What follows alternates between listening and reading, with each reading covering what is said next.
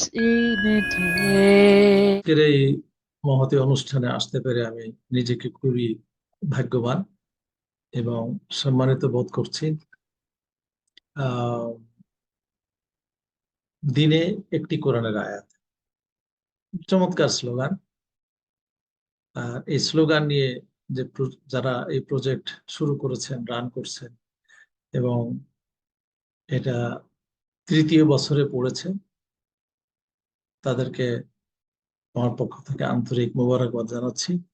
বিশেষ শুকরিয়া জানাচ্ছি ডক্টর মাসুমুল্লাহ ভাইকে আমাকে এখানে আমন্ত্রণ করার জন্য।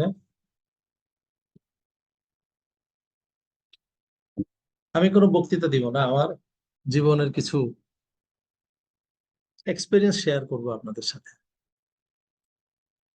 আল্লাহ সুবহানাহু ওয়া তাআলা আমাদের নবী করিম সাল্লাল্লাহু আলাইহি ওয়াসাল্লামকে বলেছেন, ওমা আরসালনাকা ইল্লা রাহমাতাল লিল আলামিন, আমি আপনাকে পাঠাই নাই বাট এই মহাজগতের একটা করুণা হিসেবে। নবী করিম সাল্লাল্লাহু আলাইহি ওয়াসাল্লাম ছিলেন করুণা এই সকল মহাবিশ্বের জন্য। আর কোরআনুল করিম হলো সেই করুণার মানে সবচেয়ে বা একমাত্র মাধ্যম। সুবহানাল্লাহিল আযীম। তার মানে কোরআনুল করিমের সবকিছু বরকতময়। তো যে অভিজ্ঞতাটা আমি শেয়ার করতে চাচ্ছি সেটা হলো এই, লন্ডনে আমাদের খুবই ব্যস্ততা থাকে। আপনারা যারা ওয়েস্টে আছেন, আমার অত্যন্ত প্রিয় ভাই শেখ আব্দুল্লাহ আল আরিফ, উনি নিউ ইয়র্কে থাকেন, আমি নিউ ইয়র্কে ছিলাম 1 বছর।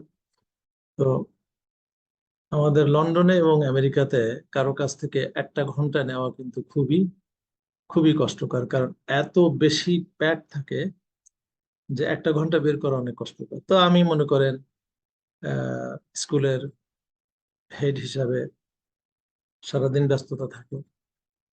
এরপরে মনে করেন এসার পরে টিভির প্রোগ্রাম থাকে অথবা এরকম কোনো প্রোগ্রাম থাকে। তো অনেকে খুব অবাক হয়ে যায় যে আপনি সেই সকাল 6টা থেকে শুরু করেছেন, আবার এত রাত পর্যন্ত কিভাবে এই প্রোগ্রামগুলো অ্যাটেন্ড করেন। তা আমি নিজে অবাক হয়ে যাই যে আসলে আমি নিজে বলতে পারবো না যে কিভাবে পারে। তবে আমার একটা জিনিস মনে হয়, এটা হলো কোরআনুল কারীমের বরকত। সুবহানাল্লাহিল আযীম। আপনি যখন কোরআনের সাথে থাকবেন, এই কোরআন আপনাকে কোথা থেকে কিভাবে বরকত নিয়ে আসবে, এটা দৈহিক, শারীরিক, মানসিক, সামাজিক, অর্থনৈতিক সব দিক থেকে। সুবহানাল্লাহিল আযীম। এই পৃথিবীতে অনেক সম্মানিত মানুষ আছেন এবং আমরা প্রত্যেকেই চাই যে মানুষ আমাদেরকে সম্মান করুক। আমরা মানুষদেরকে সম্মান করি, মানুষ আমাদেরকে সম্মান করুক। কিন্তু কিছু কিছু সম্মান আছে যে সম্মানগুলো মানুষ করে আমার পদের কারণে। মনে করেন আপনারা যারা আহ, মানে অ্যাক্টিভ সংগঠনের সাথে জড়িত আছেন, রাজনীতির সাথে জড়িত আছেন, আপনার এই পদ থেকে আপনি সরে যান, তখন দেখবেন যে এখন যারা আপনাকে স্যালুট করে, আপনার পোর্টফোলিও থেকে সরে গেলে তারা হয়তো কিছুই পাবেন না অথবা তার চেয়ে অনেক কম পাবেন। কারণ এই সম্মানটা তারা আপনাকে করে না, এই সম্মানটা করে এই পদটাকে। আপনি যতদিন পদে থাকবেন আপনার সম্মান আছে, পদ নেই আপনি অপদস্থ হবেন এবং অপদস্থ করে মানুষ। কিন্তু যারা কোরআনুল কারীমের কারণে আপনাকে সম্মান করে, সুবহানাল্লাহিল আযীম, তারা আপনার পদের দিকে তাকায় না, আপনার চেহারার দিকে তাকাবে না, আপনার টাকা পয়সার দিকে তাকাবেন না, শুধু তাকান যে আপনি কোরআনকে ভালোবাসেন। আর যারা কোরআনকে ভালোবাসে সেটাই প্রমাণ করে যে তারা নবী করিম সাল্লাল্লাহু আলাইহি ওয়াসাল্লামকে ভালোবাসে। আর সেটাই প্রমাণ করে যে তারা আল্লাহ সুবহানাহু ওয়া তাআলাকে ভালোবাসে, সম্মান করেন। এবং এই যে সম্মানের উৎস, এই উৎস হলেন স্বয়ং আল্লাহ সুবহানাহু ওয়া তাআলা, এবং তিনি কোরআনুল কারীমের মাধ্যমে এই সম্মানগুলো দিয়ে থাকেন।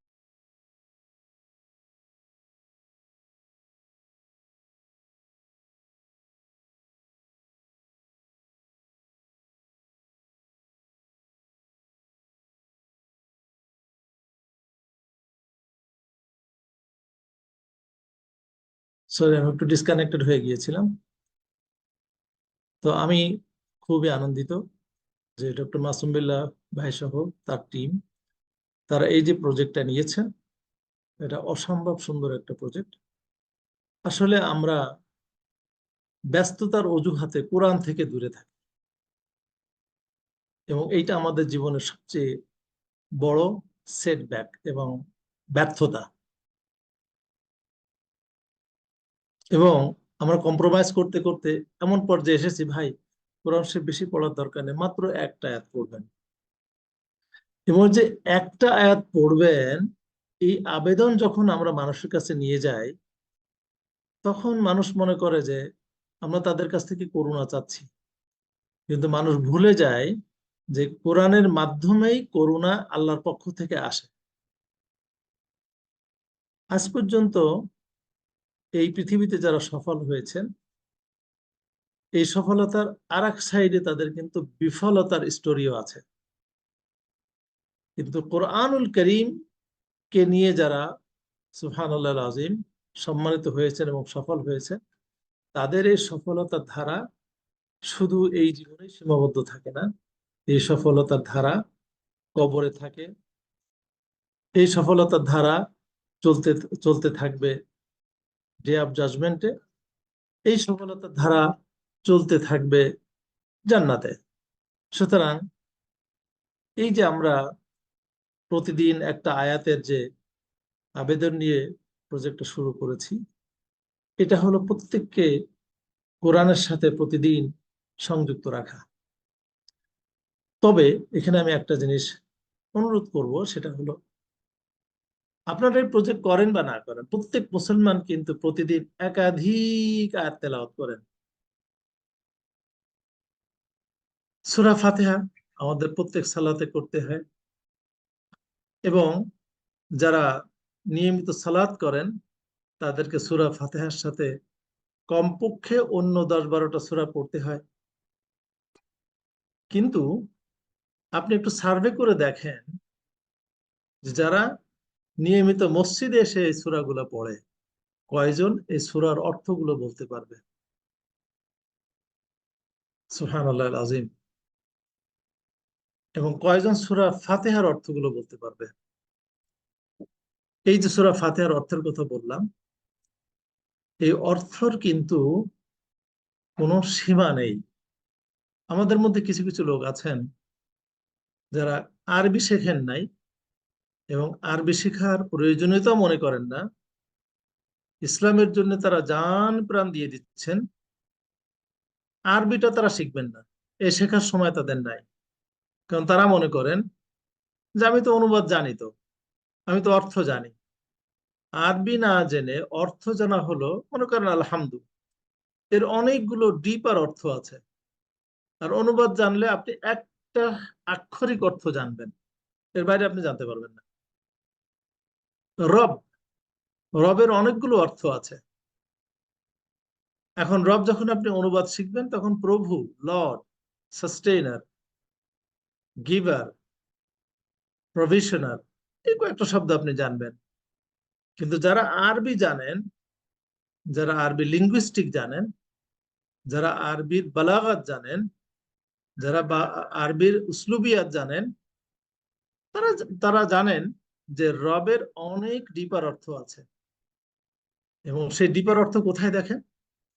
আমরা যখন রুকুতে যাই, তখন আমরা বলি সুবহান রব্বিয়াল আযীম, আমার রব।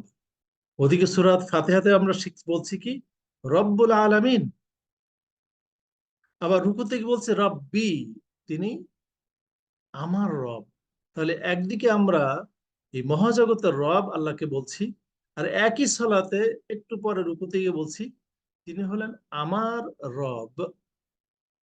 তাহলে এই দুটোর মধ্যে পার্থক্যটা কি, এবং আমি রবকে কি বলতে চাচ্ছি রুকুতে গিয়ে? যতক্ষণ পর্যন্ত আমরা আরবি না শিখবো, ততক্ষণ পর্যন্ত রুকুতে গিয়ে সুবহান রব্বিয়াল আমি কি বলছি তার মজাটা কেউ পাবেন। সুতরাং সবার কাছে আমার আবেদন থাকবে, নিজেরা হীনমন্যা থেকে বের হতে হবে। আমি ডাক্তার, আমি প্রফেশনাল, আমি লয়ার, আমি ইঞ্জিনিয়ার, আমি অনেক ইংরেজি জানি, অনেক ফ্রেঞ্চ জানি, অনেক এটা জানি, অনেক সেটা জানি, আরবিটা আমি জানি না, এবং আরবিটা জানার প্রয়োজনও মনে করি না। দেখেন, যারা আরবি জানার প্রয়োজন মনে করেন, যে আরবি শেখেন নাই, তারা আল্লাহর সাথে কমিউনিকেশন করার, আরবিতে কমিউনিকেশন করার এই মজা থেকে বহু দূরে আছেন। আল্লাহর সাথে, আল্লাহর ভাষায়, আল্লাহ তো কোনো ভাষা নেই, বাট কোরআন যেহেতু তিনি আরবিতে দিয়েছেন, আল্লাহর সাথে আল্লাহর ভাষায় কথা বলার যে মজা, সে মজাটা আপনারা এখানে মনে করেন, আমরা, আমাদের লুৎফুল হাসান সাহেব আছেন, তিনি খুলনার মানুষ, তাই না? এখন আমরা যখন খুলনার ভাষায় কথা বলবো, তখন কিন্তু আমাদের একটা আলাদা মজা লাগে। আমরা যখন সিলেটি ভাষায় কথা বলবো, তখন কিন্তু সিলেটিদের একটা আলাদা মজা লাগে। আপনারা কেউ সিলেটে আসেননি ওখানে, থাকলে আপনারা মাতিবা, বুঝছেননি? এরপরে যখন চিটাগাঙ্গের সাথে আসে, চিটাগাঙ্গের মাশাআল্লাহ, তাদের ভাষার প্রীতি এবং মাধুর্য এমন, তারা যদি পৃথিবীর রাজাও হয়, দুই চিটাগাঙ্গে ভাষা ছাড়া কথা বলবে না। অবদ্ধ আসেননি? এই যে একটা দেখেন, তার ভাষায় কথা বলার যে একটা মজা, এই মজা আপনি অন্য ভাষায় পাবেন না। তো আল্লাহ সুবহানাহু ওয়া তাআলা তিনি কোরআনকে নাজিল করেছেন আরবি ভাষায়, সুতরাং এই আমাদের গুরুত্বটা বুঝতে হবে। আল্লাহ সুবহানাহু ওয়া তাআলার সাথে পরিপূর্ণ কমিউনিকেশন হবে না, আল্লাহর সাথে আমি মন প্রাণ দিয়ে উজাড় করে কথা বলতে পারবো না, যতক্ষণ পর্যন্ত আমি আরবি ভাষাটা ভালো করে রপ্ত না করব। আপনার এই ব্যস্ততার অজুহাত, এই ব্যস্ততার অজুহাত একদিন দুঃখে পরিণত হবে, একদিন রিগ্রেট করতেই হবে। আমরা যারা দাওয়াতের কাজ করি, আমরাও নিজেরা যে কোনো কারণেই হোক, মানুষদেরকে এই কথাটা বলি না, আরবি শেখা ফরজ, কোরআন বোঝা ফরজ। অনুবাদ করে কোরআন পরিপূর্ণভাবে বোঝা যাবে না ভাই, আরবিটা শিখতেই হবে, আরবি শিখে আল্লাহর সাথে কমিউনিকেট করতে হবে। আল্লাহ তো আমার ভাষা বোঝেন, কিন্তু আমাকে তো আল্লাহর ভাষাটা বুঝতে হবে। আমি যদি আমার কথাটা আল্লাহকে সুন্দরভাবে উপস্থাপন না করতে পারি, তাহলে তো ডেফিনেটলি আল্লাহর কাছ থেকে সে রেসপন্স আমরা পাবো না। যারা আরবি শিখে, আরবি বুঝে আল্লাহর কাছে দোয়া করেন, সেই দোয়ার ইফেক্টিভনেস যত দ্রুত এবং যত গভীর হবে, আরবি ভাষা না বুঝিয়ে দোয়া করলে তার ফল ওইরকম হবে না। কারণ দোয়াটা মানে কি? চাওয়া। এখন আপনি কি চাচ্ছেন তা আপনি নিজেই তো জানেন, তাহলে আল্লাহ আপনাকে কি দিবেন বলেন? এখানে আমাদের অনেক উলামায়ে কেরাম আছেন, মাশাআল্লাহ। আমি জানি না কেউ আমার কথায় কষ্ট পাচ্ছেন কিনা, বাট আমাদের এই জিনিসগুলো কিন্তু রিয়ালাইজ করতে হবে, বলতে হবে। শুধু দিনে একটা আয়াত দিয়ে শেষ করলে হবে না, সে আয়াতগুলোর মর্ম বুঝতে হবে। আমি ছোট্ট একটা বিষয় বলে শেষ করব। দেখেন, আমরা আরবি জানি না দেখে কত মিস্টেক করি। আল্লাহ সুবহানাহু ওয়া তাআলা কোরআনের প্রত্যেকটা মানে বাক্যকে আয়াত বলেছেন, বাক্য ছাড়া আয়াত বলেছেন। দেখেন, আয়াত মানে কি? অলৌকিক বিষয়, অসাধারণ বিষয়, যেটা সাধারণ মানুষ জানে না, পারে না, এর নাম হলো আয়াত। আর আল্লাহ কোরআনুল কারীমে কিছু শব্দ, বর্ণমালাকে আয়াত বলেছেন। সদ, নুন, আলিফ লাম মিম, আলিফ লাম র, এগুলোকে আয়াত বলেছেন। আর আমরা তাফসির করি কি? আল হুরুফুল মুকাত্তাআ, বিচ্ছিন্ন বর্ণমালা।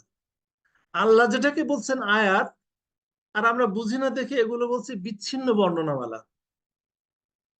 কোথায় আল্লাহর আয়াত আর কোথায় বিচ্ছিন্ন বর্ণমালা? আল্লাহর সাথে সরাসরি সংঘাত, আল্লাহকে অপমান করা। এটা যারা তাফসির করেছেন, উইথ ভেরি ডিউ রেসপেক্ট, এগুলোকে হরুফুল মুকাত্তাত বলে এরকম ছেড়ে দেওয়া যাবে না। এটাকে আয়াত আয়াত হিসেবে রাখতে হবে। আমি বুঝি না, সেটা আমার দুর্বলতা। কোরআনটা হলো একটা প্রোগ্রাম, আল্লাহর প্রোগ্রাম বুক। এই প্রোগ্রাম বুকের প্রত্যেকটা ডিজিটের মূল্য কোটি কোটি টাকার চেয়ে বেশি। একজন কম্পিউটার প্রোগ্রাম যিনি কোডিং করেন, তার কোডিং এর ক্ষেত্রে একটা ডিজিটের যেমন মূল্য অসাধারণ, কারণ তার কোডিং এ একটা ডিজিট যদি এদিক সেদিক হয়ে যায় পুরো সিস্টেম কলাপস করবে। আল্লাহ সুবহানাহু ওয়া তাআলার কোরআনুল কারীমের প্রত্যেকটা লেটারের মূল্য তার চেয়ে বেশি। এই জন্য আল্লাহ নিজে সেগুলোকে কি বলেছেন, আয়াত। আর আমরা সেটাকে আল হুরুফুল মুকাত্তাআত বলে, বিচ্ছিন্ন বর্ণমালা বলে পাশে রেখে দিয়েছি। দেখেন, এই আরবি না জানার কারণে কোথায় আয়াত আর কোথায় হুরুফুল মুকাত্তাআত। আমরা যদি আরবি জানতাম তাহলে আল্লাহ যেখানে যা বলেছেন আমরা আল্লাহর মতো করে বুঝতে পারতাম। আর আমরা আরবি জানি না দেখে কোরআনকে বুঝি আমার মতো করে। That is the difference. আমি যদি একটা উপন্যাস লিখি, আমি যদি একটা কবিতা লিখি, তাহলে সেই কবিতা বুঝতে হবে আমার মতো করে। রবীন্দ্রসঙ্গীত গাইতে হবে রবীন্দ্রসঙ্গীতের কায়দায়। নজরুল সঙ্গীত দিয়ে গাইলে রবীন্দ্রসঙ্গীত হবে না। মাজহারুল ইসলাম ভাই কি বলেন? রবীন্দ্রসঙ্গীত গাইতে হলে রবীন্দ্রের মতো গাইতে হবে, নজরুলের মতো গাইলে হবে না। সুতরাং আল্লাহর কিতাবকে বুঝতে হবে আল্লাহর মতো করে, আমি মুফাসসিরের মতো বুঝলে হবে না। আর আল্লাহর কিতাবকে বুঝতে হলে আল্লাহর আরবিটা জানতে হবে। আর আল্লাহর আরবিটা কিন্তু শুধু জানা মানে শুধু ভাষার অনুবাদ জানা না। একটা ভাষা কিন্তু তার কালচার থাকে, তার একটা কনোটেশন থাকে। এই কনোটেশন বা কালচার গুলো বুঝতে হয়। যেমন আমার বাড়ি যশোর, আমরা বলি এই লুৎফার কনে গেলি রে, ঠিক না? বলেন তো এর এর মর্মটা কত গভীর, ঠিক না? আরিফ আসত নি, খেয়াল করছেন? ও আরিফ তুই আসত নি। তার একটা কালচার দেখেন, মানে কত ডিপ সম্পর্ক এখানে। ওইটাকে যদি আপনি ইংলিশে অনুবাদ করেন, আরবিতে অনুবাদ করেন, কোথায় যাবে খেয়াল করছেন? এখন মনে করেন আমার ভাতিজা এসে বলে যে কাকু আপনি এটা বললেন কেন, আপনি এটা করে না। আরে দূর বেটা তুই যা। দূর বেটা যদি ইংলিশ অনুবাদ করেন, গেট আউট বেটা, স্যার গেট আউট। কোথায় দূর বেটা আর কোথায় গেট আউট এক হলো, বুঝছেন? এই যে দূর বেটা, আমাদের একটা কালচার আছে, এর মধ্যে একটা ফ্লেভার আছে, এর মধ্যে একটা মজা আছে। অনুবাদে এটা পাওয়া যায় না। তো আল্লাহ সুবহানাহু ওয়া তাআলাও কিন্তু কোরআনুল কারিমে আল্লাহর নিজস্ব একটা সিবগাতুন কালার দিয়ে বলেছেন, সিবগাতাল্লাহি ওয়া মান আহসানু মিনাল্লাহি সিবগা। তো শুধু আরবি ভাষার অনুবাদ শিখলেই কিন্তু হয় না, আল্লাহর সিবগাত কি এবং কোরআনুল কারিমে আল্লাহর কালার এবং কালচারটা কেমন সেটা বুঝতে হয়। যতক্ষণ পর্যন্ত আমরা এটা না বুঝবো ততক্ষণ পর্যন্ত এই কোরআনের মর্ম কিন্তু আসলে আমার হৃদয়ে আসবে না। আমি নিজেকে খুবই খুবই গিল্টি ফিল করি। আমি আরবি শিখেছি, ইংরেজি শিখেছি, বাংলা শিখেছি, উর্দু শিখেছি, কিছু কিছু মালয় শিখেছি, এটা সেটা শিখেছি। কিন্তু এই শেখা কিন্তু আমি মনে করি আমার জন্য অ্যাবসুলেটলি এনাফ না। কেন এনাফ না? কারণ আল্লাহ সুবহানাহু ওয়া তাআলা কোরআনে কারিমে বলেছেন যারা কোরআন তেলাওয়াত করে তাদের ঈমান বাড়ে, তাদের অন্তর কাঁপে, তাদের চামড়া কাঁপে, তাদের চামড়া দুরু দুরু করে, তাকশাইরু মিনহু জুলুদ। এই যে তাকশাইরু মিনহু জুলুদুহুম, আল্লাহু আকবার, কত একটা ভীষণ একটা শব্দ, যে কোরআনের শব্দ দিলে গায়ে কার লোম খাড়া হয়ে যায়। খেয়াল করছেন? তাকশাইরু মিন জুলুদুহুম যদি আমরা বাংলা কালচার অনুবাদ করি তার অর্থ হবে যে লোম খাড়া হয়ে যায়। আমরা কোরআন শরীফ তেলাওয়াত করলে কি আমাদের লোম খাড়া হয় বলেন তো? তা আমাদেরকে ওই পর্যায়ে আসতে হবে। এখন প্রতিদিন একটা আয়াত আমরা শিখছি, শুধু আয়াত শিখলে হবে না, সে আয়াতের ইম্প্যাক্টটা আমার দেহ মনে আসছে কিনা সেটাও দেখতে হবে। কারণ কোরআনের আয়াত তো বহু মুসলমানও শিখেছে, অনুবাদ বহু মুসলমানও শিখেছে, তাফসির বহু মুসলমান শিখেছে, কিন্তু তাদের তো অন্তর কাঁপে না, তাদের চামড়া কাঁপে না। সুতরাং আমাদের লেভেলটা ওই পর্যায়ে নিয়ে যেতে হবে যে কোরআন শরীফের আয়াত তেলাওয়াত করলে আমার যদি লোম খাড়া না হয়, চামড়া না কাঁপে, তাহলে বুঝতে হবে যে আল্লাহ যে লেভেলে কোরআন তেলাওয়াত করতে বলেছে সেই লেভেলটা আমি ধরতে পারি না এখনো।